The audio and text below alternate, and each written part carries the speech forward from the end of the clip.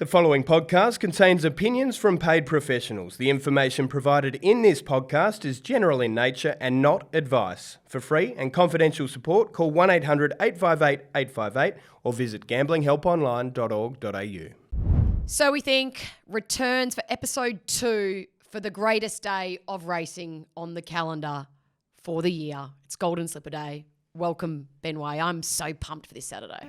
Big call. There yeah. are lots of big days, but you like to get excited.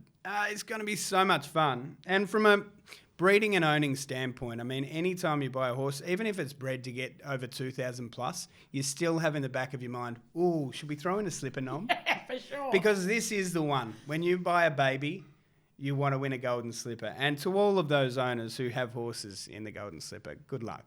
The build-up has been immense as it is each and every year. Fair to say that this edition of the Slipper is one of the best that we've seen in a couple of decades, even according to the experts who have been around a lot longer than I have, say that it could be the best Slipper they've seen in the last 40 or 50 years. But there is a little issue bubbling away in the background in that the winner of the Breeders' Plate, which is the first big 2-year-old race of the season in September, in Espionage, he hasn't gotten a start, and I know that has fired you right up. It has for a variety of reasons, and before anyone asks, no, I haven't backed it yet. But I was keen to consider Espionage, and I think he was a live top 5 chance. So, you've got a Breeders' Plate winner who runs a pretty unlucky second in a Silver Slipper, and then an even more unlucky 5th in a Todman. Very unlucky. Natural Slipper lead-ups. You've won the Breeders'. You should be in. Yeah. So I'm not necessarily saying it's win and you're in, because you've raised a good point. There are enough win and you're ins for the Golden Slipper already. But the prize money at least has to be to the level that you're ahead of, with all due respect, horses that are coming through races like the Black Opal in Canberra. To my mind, you want to steer horses through the natural slipper path towards the slipper in primary Sydney races.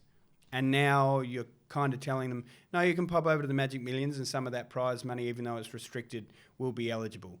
You can run in the English Millennium, some of that prize money will be eligible. Horses like Espionage should not miss, and that means it's broken.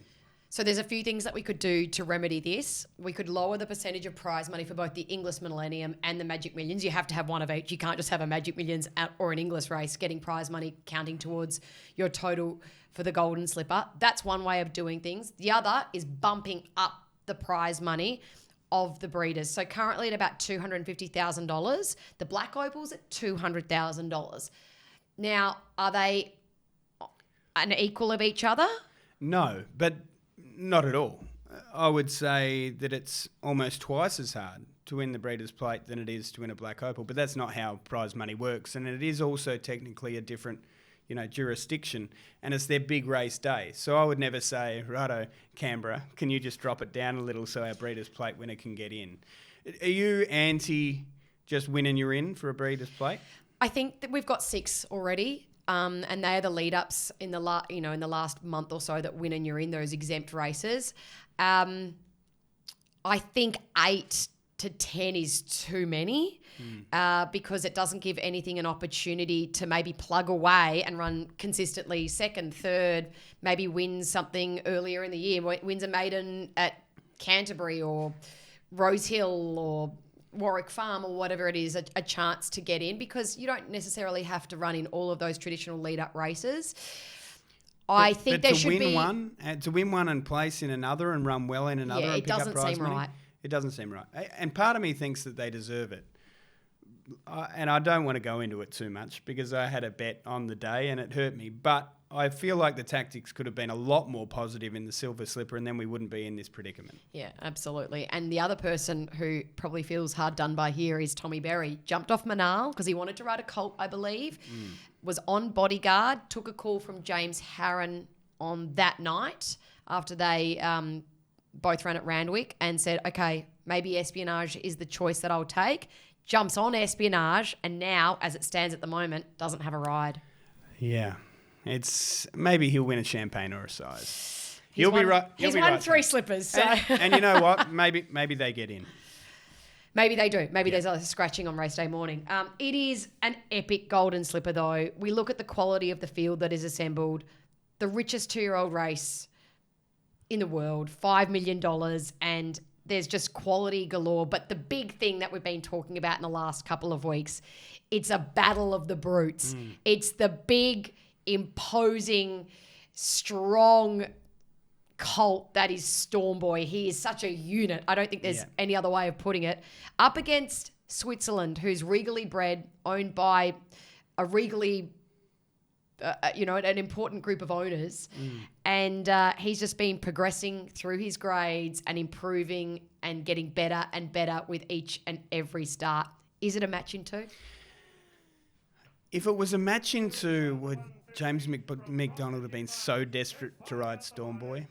My thought says maybe it's not, but I want it to be. And I have Switzerland on top. I completely agree with you. In terms of progressiveness, Switzerland has taken all before it and looks to be kidding to the opposition.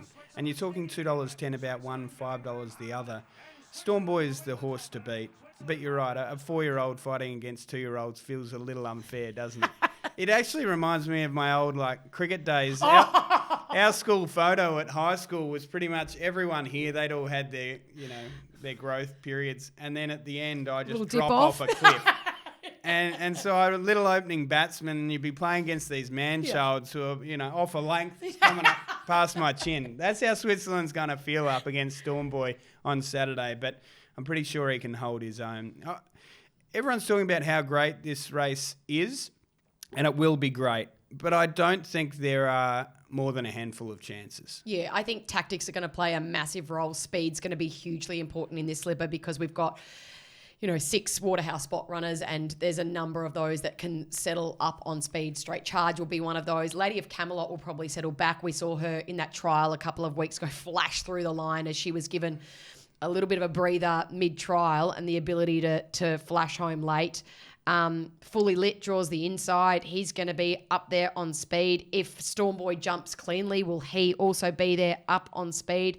There's a couple out wide who could also cross and try and figure in those first couple of pairs. Speed's going to be hugely important. The rail's going to be important.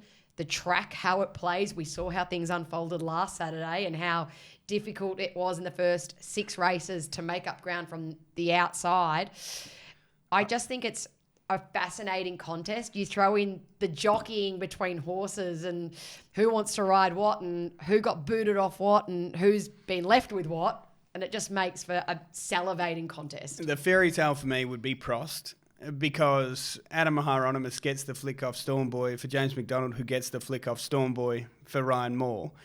Imagine if Hippo just runs past both of them. Their draw, it's going to be tough from the gate. But I think that would be the fairy tale. And you're spot on about finding the fence. I mentioned previously, 17 of the past 20 Golden Slippers have won by horses that find fence in run. Now, you look at the favourite, and there's every chance they're going to try to sit 1-1. So Fully Lit will stay inside, probably hand up to Straight Charge. And Storm Boy's either parked, or if Prost can't get in, Prost comes across. And Shangri-La Express is another one that could potentially sit outside the speed. But I think they look to be 1-1. If they do look to find fence, which stats suggest you have to, do you want to be Straight Charge, Fully Lit, Storm Boy, 3-back fence, being dictated to by James McDonald outside you on Switzerland? I wouldn't, but it's Ryan Moore, so he can do whatever he wants. I'm so genuinely excited. Your selection for the Tab Golden Slipper. Switzerland, yep. Price, it's just price dependent. So it's all about win probability, isn't it? $2.10 gives you a win probability of 47%. So I say in my head, does Storm Boy win this Golden Slipper 47% of the time? The answer is no. So that means the price is poison in my opinion. I'd need $2.60, $2.70, and Switzerland at $5 looks value. Yours? Switzerland for me as well. Price definitely comes into it, but also knowing the way that Chris Waller trains, and he has these colts and these 2-year-olds peaking for Golden Slipper Day. Loved hearing from him during the week as to how he has trained Switzerland. He's a light, not hugely imposing hulk of a colt, but he has continued to put on condition and gotten stronger and bigger and better as the preparation has gone on, which is interesting because most of the time with 2-year-olds, as they continue to race, they are stripped of that condition because racing takes a toll on them more than it does the older horse. So they have not poured a huge amount of work into him. They've obviously fed him up so that he continues to grow and strengthen. Just feels like he could be the one peaking for Golden Slipper Day. Having said that, Waterhouse and Bott, they are a juggernaut when it comes to 2-year-olds. And if they don't win it, I'm sure there'll be tears at Tulloch Lodge. We love our stats, but the biggest stat and the only stat you even need to worry about is the number 8, Gay Waterhouse and Golden Slippers. She's looking for 8. She's looking for 8, and that is just obscene. Chris Waller has 1, and it took him a while to get it. Yeah. 8. It is just going to be the race of the day, 4:40, Saturday afternoon, Rose Hill Gardens. Do not miss it. Let's go to one of the other big Group 1s on the day in the George Ryder. So 1,500 metres. We've got Think About It looking to elevate its career, albeit in a completely different sphere. So the suspicion has been the whole time, this is a pretend sprinter that's actually a miler, has won an Everest and just took all before it. We had a blowout run. How much has that kind of hurt its chances to now step up in trip? This is really exciting. We could be seeing our next real champion in Australian racing, or we could see a mistake. And I hope that we see an elevation. 2 things here that interest me. So it's about the genius of Joe Pride and how he has an ability to mould these horses who he thinks have great potential for bigger and better things with different training techniques or a change in work, a change in programming. And that's what he's going to be doing with Think About It in this preparation, to see if that mad genius pays off and he can get him to be an out-and-out miler to win a Doncaster in a few weeks' time. The other thing is, though, think about it. You look at his record. He's won 11 of 14. He's basically, having won the Everest, the Usain Bolt of Australian racing at the moment. He's won $12 million in prize money and was just a sure thing at Randwick on that Everest day. But it's like, for me, Usain Bolt being tested over the 400 or the 800. Now, people might think that's mad. Like, why would you try and run Usain Bolt over those trips and those distances that he's not proven at? But what if he did try to do those during his running career? Maybe he would have been even better at those. It would have been a great spectacle. It would have been 70 metres in front with 100 to go and just labouring. It would have been a great spectacle. Well, I mean, with that analogy, I often look back to Black Caviar, and I seem to remember that the 1,000 Guineas was on her radar in maybe her first or second preparation, the one that was taken out ultimately by Irish Lights. Now, had she have done that and not, I think she tore a chest muscle. Had she not torn a chest muscle, gone to the 1,000 Guineas, were we looking at a miler? Maybe we were, but she was just so good, we never saw that. So imagine if Think About It does the Everest Cox Plate double. One of the greats. Good luck, Joe. Who's your selection? Good luck, Joe. Oh, I don't even know. Think About It's going to be hard to beat. Militarised, tough to beat. I think that might just be on the day.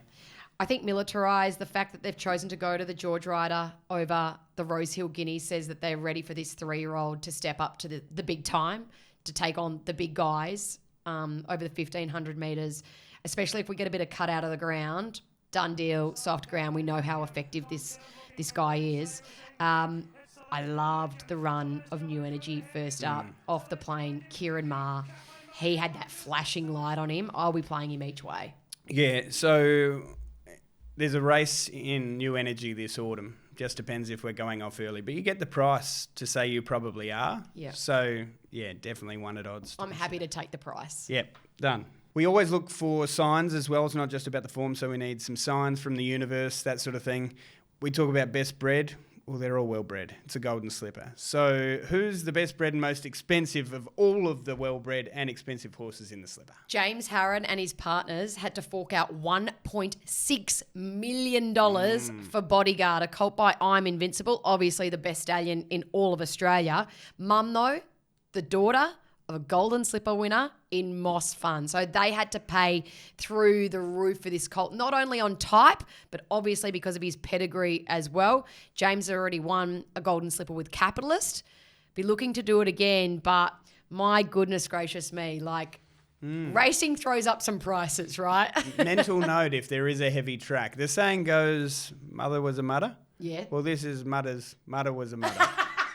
Most fun. Okay, I'll remember that with Bodyguard. Best name in the slipper? Holmes Court for me. So a colt by Capitalist. Robert Holmes Court was Australia's first billionaire. What a title to have on your Wikipedia. I wish I had that. Yeah, me too.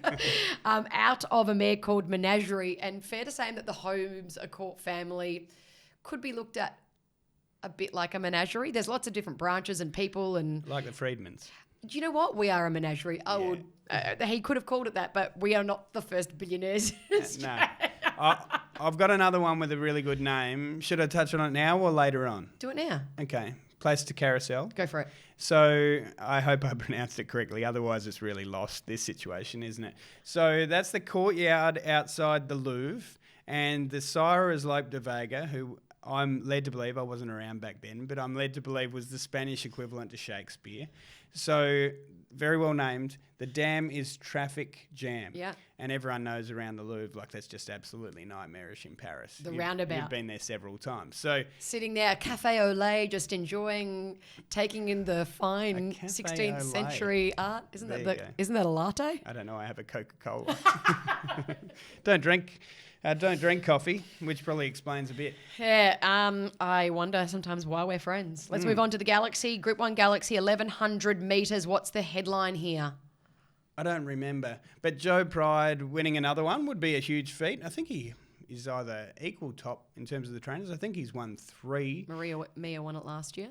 Yes. Well, that was a headline because Tyler Schiller broke that sort of Group 1 apprentice duck, didn't he?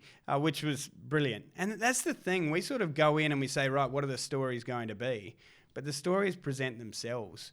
Tim Clark has a brilliant record in the Galaxy. I think he's won 3 of them, so it would be an upset if he were to win, but that would be one. I like a couple of horses in it. Osmosis I'm kind of against because 3-year-olds don't have the greatest of records when it comes to carrying 53, which he's got. I think it'd be the first time in 15, 16 years. I'm with the mare on top, Sunshine in Paris, and I want Marzu to win for my hip pocket. Guys, you can't have them all. That's 2. I'm against 1. Okay. 1 on top. Well, do you tip? I think for full disclosure, I need to, if people say, why is Ben cheering when Marzu won? He tipped Sunshine in Paris on the podcast. Yes, they will be saying that. Yes, so I think it's important. 2 plays. Yeah. I like passive aggressive, second up, get that Group 1 next to her name. If she were to win, maybe a trip to Royal Ascot could be on the cards, but also Aft Cabin. Working the house down, 1,100 metres, I think will be in his sweet spot for this preparation. They've tried to put a bit more speed into his legs. I'm excited for what he could produce this preparation. He's an entire, so much on the line for Godolphin. What a cracking edition of the Galaxy it is. We're weird people, right? So all we do is say, we'd love to get the internationals here for our big races. And then you look at a race like the Rambit and all we do is cheer for our horses against their horses because that's just how we're wired. It's a little on the odd side, but are you team international or are you team local? So over the 2,000 metres, my headline for this is the homebred versus the glamour girls because, as you said, the local is Think It Over, who, when he gets the services of Nasrallah, they are just peas in a pod, these two. They understand each other beautifully and they have produced some of the best moments I have ever seen on a racetrack, namely that Queen Elizabeth win when he went to the outside fence, but also his last start win in the Very Elegant when he got the chockies over Fangirl. It was a great ride to dash up on the inside and kind of fox them all. They're an elite combination and he's a multiple Group 1 winner, but he faces 2 mares who together cost a total of $12.1 million in Via Sistina and the well-named, as you've already mentioned, Place to Carousel. The money has been strong for Via Sistina. This is her first Australian start, purchased by Yulong, so she'll go on to have a career in the breeding barn, and they want to get that Australian Group 1 next to her name. But the whispers and the money have been too strong to ignore there. So I am with Via Sistina. Okay. As for the Rosehill Guineas, milk drinker or tiger? Tom, what are you going to do? I don't want to quote Lope de Vega. I can't. Don't know any of his works. But Shakespeare, wherefore art thou, Thomas? Speaking of literature, though, Tom Kitten, I think, is a character in a Beatrix Potter Is it? children's book. So there is a little bit of literature in his... More your area than mine, but give it time. Yeah. So you're with him? Yeah. He can be up and down. Well, I've been a huge fan, and, we saw he's a Group 1 winner already, but you just wonder whether these stayers that return, are they waiting for a trip or have they had enough? And I know that sounds ridiculous at his age, and I hope it's not, but you just wonder whether his mind's always on the job. You get the impression from Godolphin that it's not, but I reckon it'll all click over the 2000 on the weekend. And as for Riff Rocket, well, we saw Riff Rocket come out and win a derby in Melbourne, and now suddenly they've said, oh, no, he's only won that derby on pure ability. He was just better than them. He's actually not capable of going that trip, and we're going to drag back to the 2000 max distance. And the return was ridiculous. Huge. 1,400 metres, CS Hayes. Did you expect a Victorian derby winner to do that first up? So they're going to lock horns. I'm Team Tom, Money's Team Riff Rocket, but that will be a hell of a race. I'm Riff Rocket with a little each-way play on the big gangly Cafe Millennium, who is improving and finally getting it together with those big limbs as he gets deep into his 3-year-old year. I'd love to see him win it because we've had eyes for him all throughout his career. He's hard to not take a look at because he's so ginormous. Yeah. I think the 2000 this prep, I reckon third up, we see a really big performance in the money for Cafe Millennium. I'll forever love him, having won on debut at double figures. Yeah. I will forever love him. And he only had his mind on the job for about 150 metres of that whole race. But he put it together. My issue there is Tom Kitten had no luck, no clear air, and finished alongside him when he had every opportunity, was on the outside. I think Tom Kitten has him covered, and I think the best have him covered by a couple of lengths. But to John, earmuffs, pretend I didn't say it. Bon chance. Yes, I apologise. What are you most looking forward to? People out on track for Golden Slipper Day, colours of it all. You wasted a yellow dress last week. Yeah. Yeah. We're in blue this week. I'll be in yellow. Oh, will you? No, but we'll look nice in a I photo like to together. shun the dress rules and go, I'm just going to do my own thing, guys. That's fair. I do what I'm told in every aspect of life. Yeah, for sure. But I'm really looking forward to the slipper. It'll be brilliant. But I love the crowd. They just roll into Rosehill Gardens. It is a slightly different vibe to what we see at Randwick, but it's a great vibe and everyone gets a good spot to have a look at the track. So let's hope we have a brilliant slipper. Can't wait to review it next week on So We Think and also get into the other Group 1s that we've got coming up for the rest of the Autumn Carnival. Good luck on the punt. You too. Chat to you next week. What's gambling really costing you? For free and confidential support, call the number on the screen or visit the website.